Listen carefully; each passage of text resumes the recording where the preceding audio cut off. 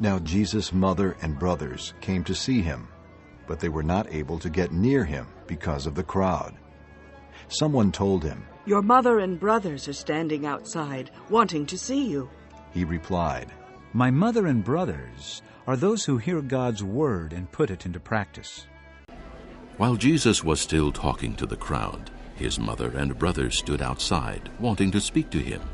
Someone told him, "Your mother and brothers are standing outside, wanting to speak to you." He replied to him, Who is my mother, and who are my brothers?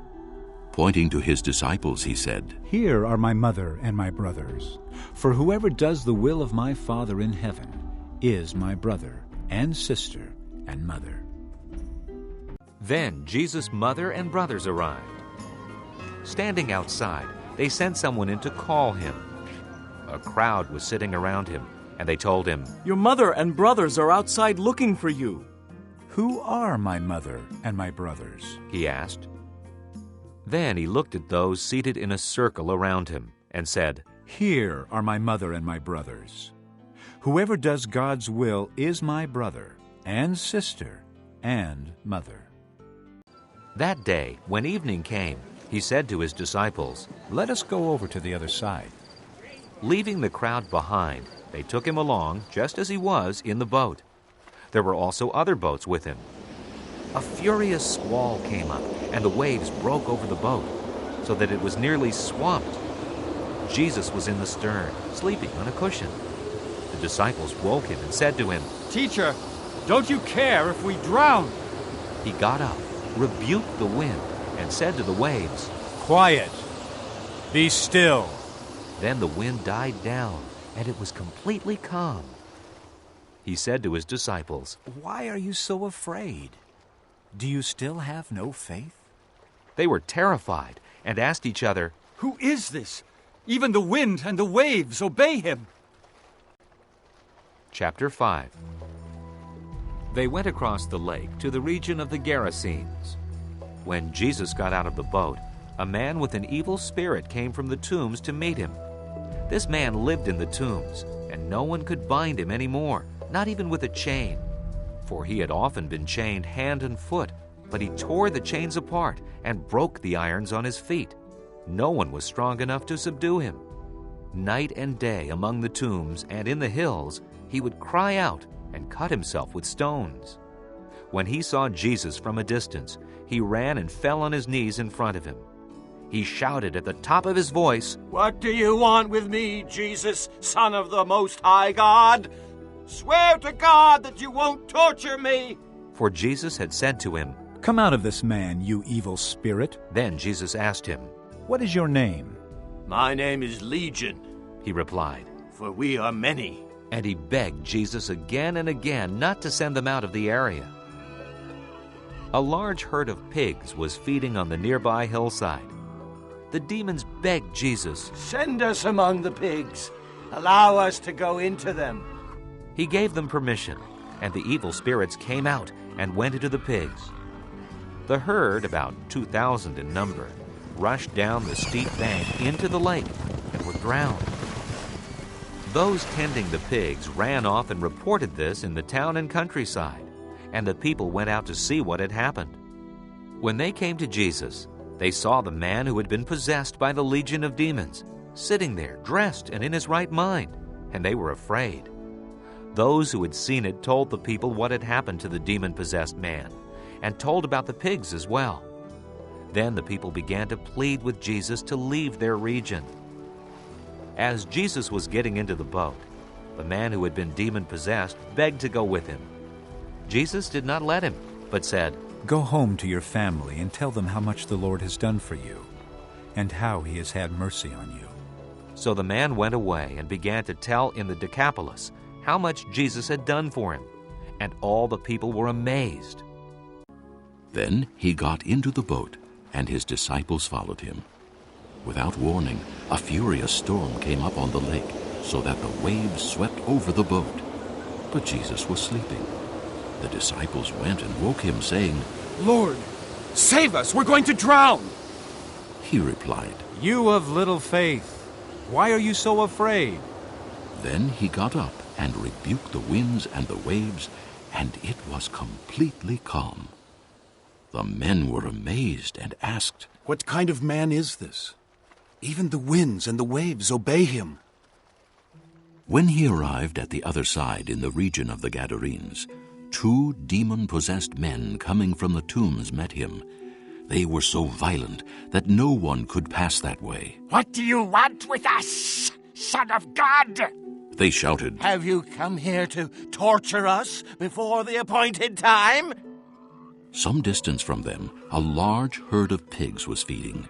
The demons begged Jesus, "If you drive us out, send us into the herd of pigs." He said to them, Go. So they came out and went into the pigs, and the whole herd rushed down the steep bank into the lake and died in the water. Those tending the pigs ran off, went into the town, and reported all this, including what had happened to the demon-possessed men. Then the whole town went out to meet Jesus, and when they saw him, they pleaded with him to leave their region. One day, Jesus said to his disciples, Let's go over to the other side of the lake. So they got into a boat and set out. As they sailed, he fell asleep. A squall came down on the lake, so that the boat was being swamped, and they were in great danger. The disciples went and woke him, saying, Master, Master, we're going to drown. He got up and rebuked the wind and the raging waters. The storm subsided, and all was calm. Where is your faith? He asked his disciples. In fear and amazement, they asked one another, Who is this? He commands even the winds and the water, and they obey him. They sailed to the region of the Gerasenes, which is across the lake from Galilee. When Jesus stepped ashore, he was met by a demon-possessed man from the town. For a long time, this man had not worn clothes or lived in a house, but had lived in the tombs. When he saw Jesus, he cried out and fell at his feet, shouting at the top of his voice, "What do you want with me, Jesus, Son of the Most High God? I beg you, don't torture me." For Jesus had commanded the evil spirit to come out of the man. Many times it had seized him, and though he was chained hand and foot and kept under guard, he had broken his chains and had been driven by the demon into solitary places. Jesus asked him, What is your name? "Legion," he replied, because many demons had gone into him.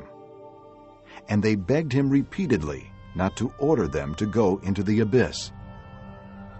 A large herd of pigs was feeding there on the hillside. The demons begged Jesus to let them go into them, and he gave them permission. When the demons came out of the man, they went into the pigs, and the herd rushed down the steep bank into the lake and was drowned. When those tending the pigs saw what had happened, they ran off and reported this in the town and countryside, and the people went out to see what had happened.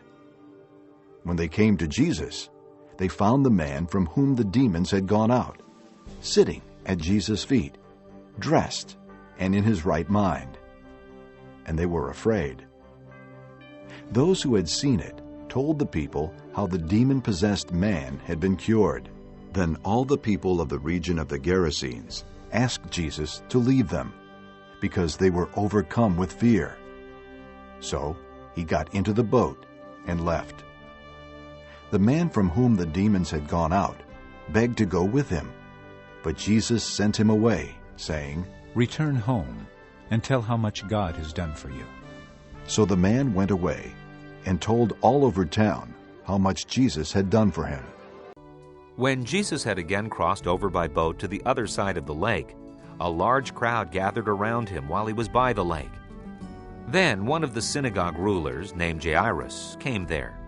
Seeing Jesus, he fell at his feet and pleaded earnestly with him, "My little daughter is dying. Please come and put your hands on her, so that she will be healed and live." So Jesus went with him. A large crowd followed and pressed around him. and a woman was there who had been subject to bleeding for 12 years. She had suffered a great deal under the care of many doctors and had spent all she had. Yet instead of getting better, she grew worse. When she heard about Jesus, she came up behind him in the crowd and touched his cloak, because she thought, "If I just touch his clothes, I will be healed." Immediately her bleeding stopped, and she felt in her body that she was freed from her suffering. At once Jesus realized that power had gone out from him. He turned around in the crowd and asked, "Who touched my clothes?" You see the people crowding against you, his disciples answered. and yet you can ask, who touched me? But Jesus kept looking around to see who had done it. Then the woman, knowing what had happened to her, came and fell at his feet, and trembling with fear, told him the whole truth. He said to her, "Daughter, your faith has healed you. Go in peace and be freed from your suffering." While Jesus was still speaking, some men came from the house of Jairus, the synagogue ruler. Your daughter is dead, they said. Why bother the teacher anymore? Ignoring what they said, Jesus told the synagogue ruler, "Don't be afraid. Just believe."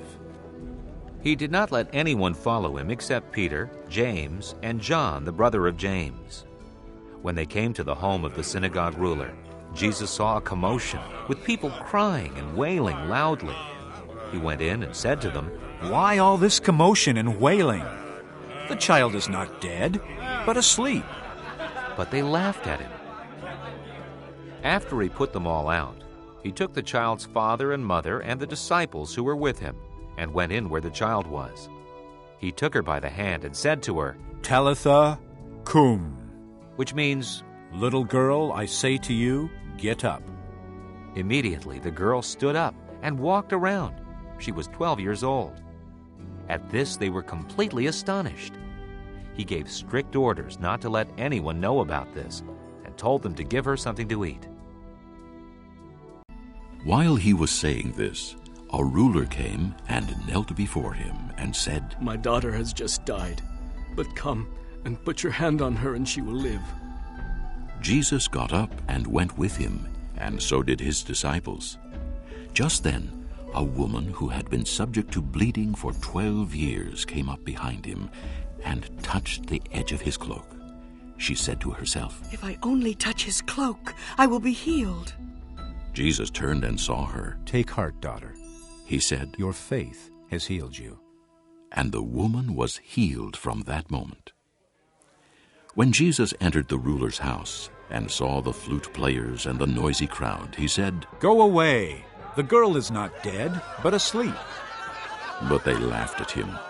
After the crowd had been put outside, he went in and took the girl by the hand, and she got up. News of this spread through all that region. Now, when Jesus returned, a crowd welcomed him, for they were all expecting him. Then a man named Jairus, a ruler of the synagogue, came and fell at Jesus' feet, pleading with him to come to his house, because his only daughter, a girl of about 12, was dying. As Jesus was on his way, the crowds almost crushed him. And a woman was there who had been subject to bleeding for 12 years, but no one could heal her. She came up behind him and touched the edge of his cloak, and immediately her bleeding stopped. "Who touched me?" Jesus asked. When they all denied it, Peter said, "Master, the people are crowding and pressing against you." But Jesus said, "Someone touched me. I know that power has gone out from me."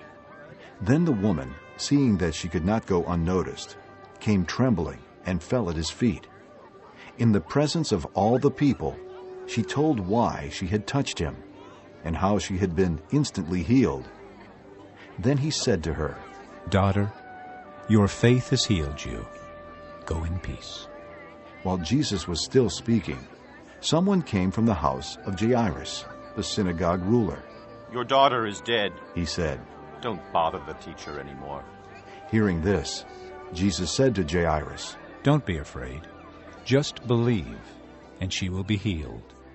When he arrived at the house of Jairus, he did not let anyone go in with him except Peter, John, and James, and the child's father and mother. Meanwhile, all the people were wailing and mourning for her. "Stop wailing," Jesus said. "She's not dead, but asleep." They laughed at him, knowing that she was dead. But he took her by the hand and said, "My child, get up." Her spirit returned, and at once she stood up. Then Jesus told them to give her something to eat. Her parents were astonished, but he ordered them not to tell anyone what had happened.